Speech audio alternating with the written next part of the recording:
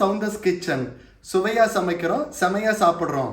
இன்னைக்கு நம்ம பார்க்கக்கூடிய ரெசிபி என்ன அப்படின்னா கொங்குநாடு ஸ்பெஷல் அரிசி பருப்பு சாதம்.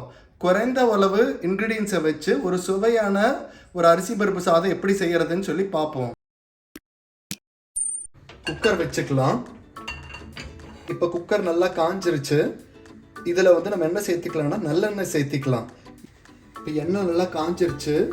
ஃப்ளேமை லோ பண்ணிக்கலாம். லோ பண்ணிவிட்டு இதில் சீரகம் கடுகும் ஃபஸ்ட்டு நம்ம சேர்த்துக்குவோம். பொடியாக நறுக்கி வச்சிருக்கிற சின்ன வெங்காயம் சேர்த்துக்கலாம். இதோடையே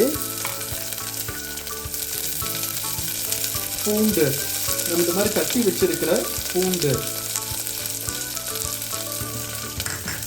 காய்ந்த மிளகாய்,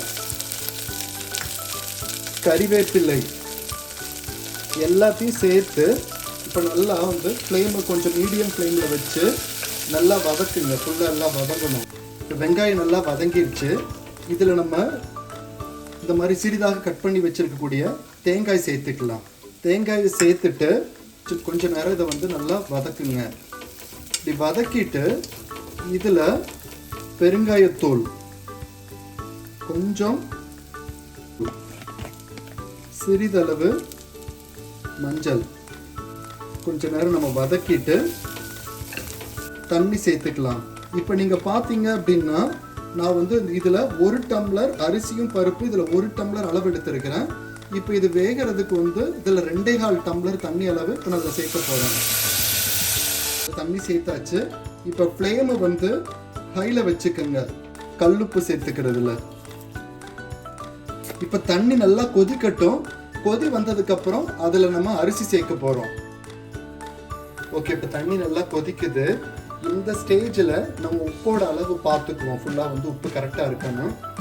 1/2 மணி நேரம் ஊற வச்ச இந்த அரிசியும் பருப்பும் இதில் சேர்த்துக்கலாம். குக்கர் மூடி விசில் போட்டுக்கலாம். இப்போ 3 விசில் வர வரையும் வெயிட் பண்ணுவோம். ஓகே, இப்போ குக்கர் விசில் அடங்கிருச்சு. நம்ம குக்கர் மூடி திறந்து பார்ப்போம். ஜஸ்ட் கரண்டியில் லைட்டாக இந்த மாதிரி கிளறி விடுங்க. அரிசி பருப்பு சாதத்துக்கு பருப்பு துவையல், தயிர் சேர்த்தியும் சாப்பிட்லாம். அரிசி பருப்பு சாதத்துக்கு தயிரும் மிகவும் சுவையாக இருக்கும். நம்ம நெய் சேர்த்து பிணைஞ்சு சாப்பிட்லாம். அது நல்ல சுவையை கொடுக்கும். தேங்காய் எண்ணெயும் நல்ல ஒரு சுவையும் மணத்தையும் கொடுக்கும். இப்போ சுவையான கொங்கு நாடு அரிசி பருப்பு சாதம் ரெடி.